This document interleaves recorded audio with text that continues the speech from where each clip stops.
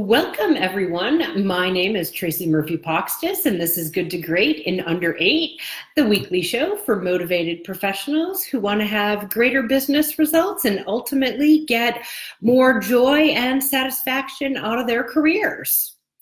So guys, if you remember on a recent show, I actually talked about a client of mine who believed that her boss was really unaware of the impact that his behavior was having on her and other people. And it might seem crazy that a lot of today's leaders are operating with low levels of self-awareness, but crazy enough, it's not. According to research that's been done by psychologist Tasha Eurich, only about 10 to 15% of people are actually truly self-aware. And crazy enough, we know from the authors of How to Become a Great Leader that was published by the MIT Sloan Review that self-awareness is one of the most important capabilities that leaders need to develop today. So before we go any further, let me talk about what self-awareness really is.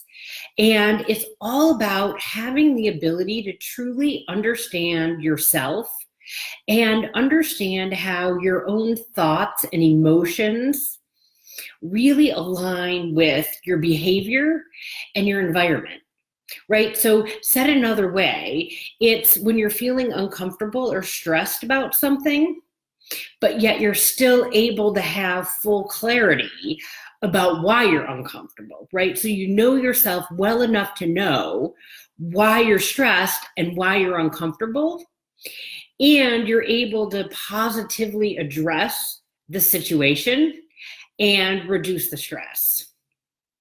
And so, guys, self-awareness is also about understanding the impact that your behaviors have on other people. Right? And that means truly being able to recognize when your tone or your actions are off-putting to somebody else, and you're able to do something to change it or address it. So the next question logically becomes, how do we develop our own sense of self-awareness? And honestly, there are lots of ways to do it. And so today I'm going to share with you guys a couple of really, really simple things you can do on your own to just boost your own self-awareness. And then I'll talk a little bit about how I help my clients address self-awareness. So a couple of the simple things you can do on your own right now would be spend time over the next month and pay really close attention to every situation that you find yourself in where you're feeling stressed or frustrated or worried. And reflect on that situation at the end of the day and stop and ask yourself, what is it about this situation that has me feeling this way? And what can I do about it? Right? Because this is going to help you bring awareness to yourself around why you're frustrated, because you might not even know.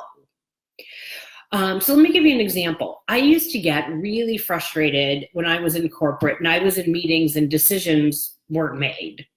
So I would often ask myself that question. And if I got really honest about it, what I learned was that I prefer to make decisions in meetings using the best information that I have available. But everybody else isn't comfortable. Some people want more information and they're not comfortable making a decision until they get that. And so because I'm not a big fan of that, that doesn't mean that it's wrong. So what I learned was that I had a very different style when it came to decision making versus other people. And when I accepted that there's multiple ways to do it, that I wasn't necessarily right, it made it a lot easier. Right? And then I no longer complained about other people not making decisions. Right? Instead, I started asking, well, what information can we provide to help you feel better about making that decision? So it really shifted things around for me when I became aware of how I choose to make decisions versus how other people do. Then the second simple thing that you can do on your own to start generating self-awareness is to gather some feedback. right? So go talk to some trusted colleagues, some mentors, some bosses, some peers, even direct reports. And there's 2 simple questions that you can ask them. The first is, what are the top 3 things that I do or say that really help and support you? And then follow that up and ask, and what makes that important for you? And then the second question is, what are 3 things that I can start doing to better help and support you? And what makes each of those important?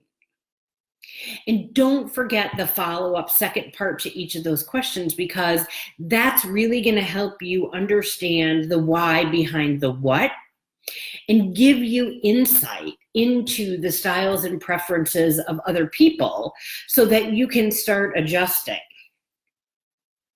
So guys, there you have it. 2 simple things that you can do to really help boost some of your self-awareness. And guys, I do encourage you, I invite you to try these things. I promise you that if you try these, you will learn something about yourself that you didn't know. And these 2 things are really awesome starts to helping boost self-awareness. But I do want you guys to know that there are a lot of other great self-assessment tools out there. And I use those with my clients to help them become more self-aware.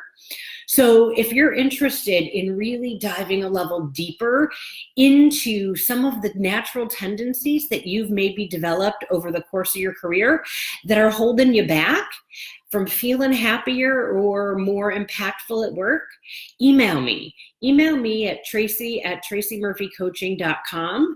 We will get a conversation started and we will get you to be more self-aware. So that's it for today, guys. Have a great week. I will see you soon.